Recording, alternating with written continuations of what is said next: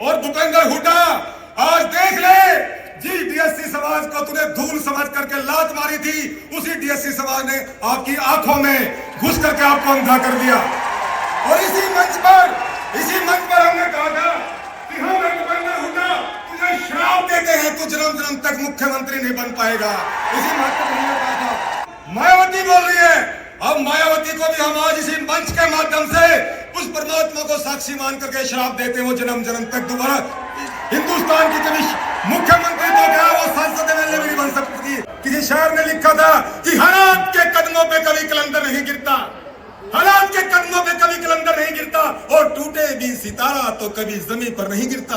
और गिरते हैं बड़े शौक से समंदर में दरिया, लेकिन समंदर कभी जा करके दरिया में नहीं गिरता। आप समंदर हैं, आप समंदर है। डीएससी समाज के लोग अपनी ताकत को पहचान लिया, और ये पूरा डीएससी समाज भारतीय जनता पार्टी का रहेगा। एक बार खड़े होकर के आश्वासन दे मुख्यमंत्री को कि हम आपके हो गए मुख्यमंत्री।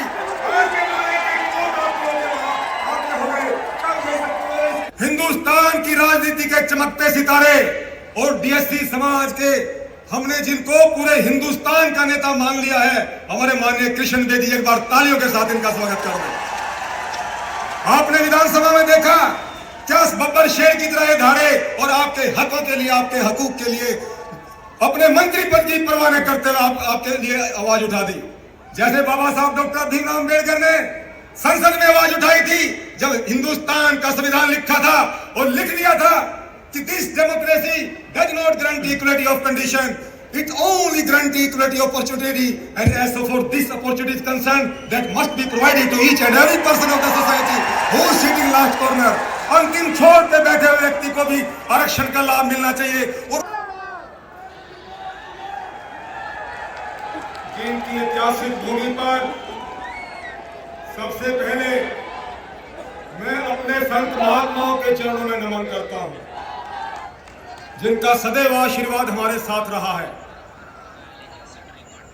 मेरे हजारों की संख्या में पहुंचे मेरे डीएससी समाज के लोगों, आपके चरणों में नमन।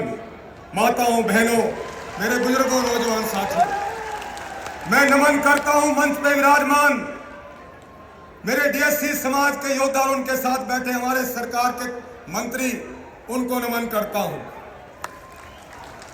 आकाश में एक पुंज की तरह विराजमान देदीप्यमान सितारे, चमकते सूर्य, हजारों सूर्यों की तरह देदीप्यमान आज आपके बीच बहुत ही महबूब, मिलनसार, लगनशील और आपके हकों की रक्षा करने वाले हमारे बहुत ही क्रांति के योद्धा और हसमुख प्रवृत्ति के प्रोधा हमारे बहुत ही अजीज मुख्यमंत्री से नायब सिंह सैनी आपके बीच में एक बार तालियों के साथ स्वागत कर दें।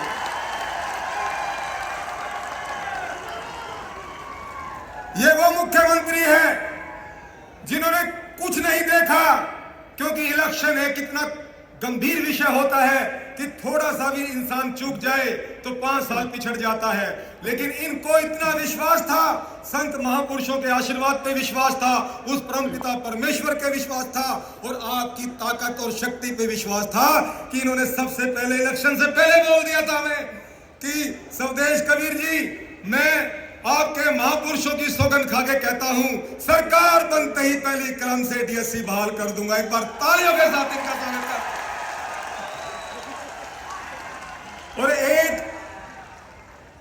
हमारे आज के इस समारोह के कर्णधार जो अध्यक्षता कर रहे हैं, हिंदुस्तान की राजनीति के चमकते सितारे और डीएससी समाज के हमने जिनको पूरे हिंदुस्तान का नेता मान लिया है, हमारे माननीय कृष्ण बेदी, एक बार तालियों के साथ इनका स्वागत कर दें। आपने विधानसभा में देखा क्या बब्बर शेर की तरह धारे और आपके हकों के लिए, आपके हकूक के लिए अपने मंत्री पद की परवाह न करते हुए आपके लिए आवाज उठा दी। जैसे बाबा साहब डॉक्टर भीमराव अम्बेडकर ने संसद में आवाज उठाई थी जब हिंदुस्तान का संविधान लिखा था और लिख दिया था कि this democracy does not guarantee equality of condition, it only guarantee equality opportunity, and as so for this opportunity is concerned, that must be provided to each and every person of the society who is sitting last corner. अंतिम छोर पे बैठे हुए व्यक्ति को भी आरक्षण का लाभ मिलना चाहिए। और वही बात वही बात भारतीय जनता पार्टी ने बोल दी कि भारतीय जनता पार्टी अंत्योदय सिद्धांत पर विश्वास करती है, अतः अनुसूचित जातियों में जो जाति आरक्षण के लाभ से वंचित रह गई या पिछड़ गई उनको उनका अधिकार देंगे। और मैं आपको याद दिलाना चाहता हूं, इसी ऐतिहासिक भूमि पर हमारे हजारों लोगों ने धरना, जुलूस, प्रदर्शन, आमरण, पदयात्राएं, जेल यात्राएं की। और भूपेंद्र हुड्डा, आज देख ले, जिस डीएससी समाज को तूने धूल समझ करके लात मारी थी, उसी डीएससी समाज ने आपकी आंखों में घुस करके आपको अंधा कर दिया। और इसी मंच पर हमने कहा था कि हम भूपेंद्र हुड्डा तुझे श्राप देते हैं, तू जन्म जन्म तक मुख्यमंत्री नहीं बन पाएगा। इसी मंच पर हमने कहा था। और मुख्यमंत्री जी, जो आज विपक्ष में बोल रहे हैं लोग, मायावती बोल रही है, अब मायावती को भी हम आज इसी मंच के माध्यम से उस परमात्मा को साक्षी मान करके श्राप देते हैं, वो जन्म जन्म तक दोबारा हिंदुस्तान की कभी मुख्यमंत्री तो क्या, वो संसद में भी नहीं बन सकती, क्योंकि बनाने वाले तो हम हैं, हमने बनाया था उनको। आज मेरे डीएससी समाज के लोगों, मैं आपसे कहना चाहता हूं, नायब सिंह सैनी जी वो हीरे हैं जिनकी चमक दूर दूर तक जाएगी। और माननीय प्रधानमंत्री नरेंद्र मोदी जी, जो एक ऐसे संत महात्मा के रूप में आपको प्रधानमंत्री मिले हैं, आज पूरा देश, पूरा विदेश उनकी तरफ देख रहा है। जब विदेश के लोग आज शांति भाईचारा चाहते हैं तो भारतवर्ष की तरफ देख रहे हैं। और मैं ज्यादा न बोलता हूं, क्योंकि मुख्यमंत्री ने मुझे कहा कि 2 मिनट आप स्वामी जी बोले, तो मैं उनके समय में से बोल रहा हूं। और मैं आपसे कहना चाहता हूं, समाज के लोगों, एक रहिए। और ये डीएससी समाज यदि एक रहा तो हिंदुस्तान की कोई ताकत नहीं है जो आपको पछाड़ सके। और आज इसी मंच के माध्यम से हम ऐलान करते हैं, मुख्यमंत्री जी, आज से हम भारतीय जनता पार्टी के हो गए, और जब तक प्राण रहेंगे शरीर में भारतीय जनता पार्टी के रहेंगे, और ये पूरा डीएससी समाज भारतीय जनता पार्टी का रहेगा। एक बार खड़े होकर के आश्वासन दे मुख्यमंत्री को कि हम आपके हो गए मुख्यमंत्री।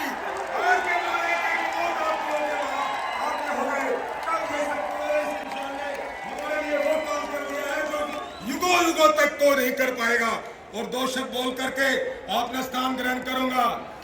माननीय नरेंद्र मोदी जी ने कहा था, जब वो देश विदेश में जाते हैं, हमारे महापुरुषों का गुणगान करते हैं, और उन्होंने कहा था कि ये भारतवर्ष साधु सन्यासी और ऋषि मुनियों का देश है। हजारों तपस्या साधु सन्यासी मुनियों ने की है।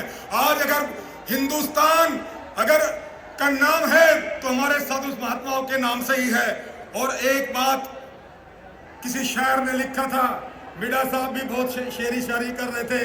मिडा साहब, किसी शायर ने लिखा था कि हालात के कदमों पे कभी कलंदर नहीं गिरता, हालात के कदमों पे कभी कलंदर नहीं गिरता, और टूटे भी सितारा तो कभी जमीन पर नहीं गिरता। और गिरते हैं बड़े शौक से समंदर में दरिया, लेकिन समंदर कभी जा करके दरिया में नहीं गिरता। आप समंदर हैं, आप समंदर हैं। डीएससी समाज के लोग अपनी ताकत को पहचान लिया, आपने अपनी हिम्मत को, अपने जोश और जुनून को पहचान लिया। आपकी ऐसे ही जय जयकारे हो, हिंदुस्तान के इतिहास में आपका नाम आज से स्वर्णिम अक्षरों में लिखा जाएगा। क्यों? क्योंकि आज आपने सही मायनों में वोट डालने का संकल्प कर लिया, सीख गए हैं आप लोग वोट डालने के लिए। आज आपके सामने आपका एकमात्र नेता है, वो नेता है श्री नायब सिंह सैनी जी। इनके नेतृत्व में एक बार मेरे साथ नारा लगा दो, भारत माता की, भारत माता की। डीएससी समाज जिंदाबाद, डीएससी समाज जिंदाबाद, भाई नायब सिंह सैनी जिंदाबाद। और मैंने पहले भी बोला था, नायब सिंह सैनी जी, आप सैनी नहीं रहे हैं, अब आप वाल्मीकि हो गए, धानक हो गए, खटीक सासी और बाजीगर हो गए, दून भया विरासी हो गए, सिंगिकार सिगरीगर हो गए। आज से हम आपको उपाधि देते हैं कि हमारा नेता नायब सिंह सैनी, और जिस तरह राम के रूप में हमारा नेता नायब सिंह सैनी और उनके लक्ष्मण के रूप में हमारे कृष्ण बेदी जी उनके पास बैठे हैं। और एक बात मैं अवश्य कहूंगा, माननीय मुख्यमंत्री जी, ये डीएससी समाज 35 लाख की संख्या में है। ये हमारे कृष्ण बेदी जी जो बैठे हैं ना, इनको थोड़ी शक्ति और दे दो। आपके पास बहुत सारे डिपार्टमेंट है, बहुत सारे डिपार्टमेंट, आपके पास एक डिपार्टमेंट और दे दो। क्योंकि इतनी बड़ी संख्या को इन्होंने संभालना है। और एक मंत्री आप कैसे बैठे हैं, माफ करना सभी मंत्रियों को नाम नहीं ले पाता, एक मंत्री ऐसे बैठे हैं श्री अरविंद शर्मा जी, जिन्होंने सबसे पहले लेटर लिखा था प्रधानमंत्री को, मुख्यमंत्री मनोहर खट्टर को कि डीएससी समाज तड़प रहा है, अपने अधिकारों से वंचित है, इनका अधिकार दे दो। इस महात्मा का भी हम मन से बहुत आदर सत्कार करते हैं। मुझे आपने सुना, मुझे समझा, माननीय मुख्यमंत्री ये निवेदन है आपसे, थोड़ा सा इनको और शक्ति दे दो, इनका भला कर देंगे, इनके सारे काम कर देंगे। आपने मुझे सुना, समझा, आपका बहुत बहुत धन्यवाद। भारत माता की, भारत माता की।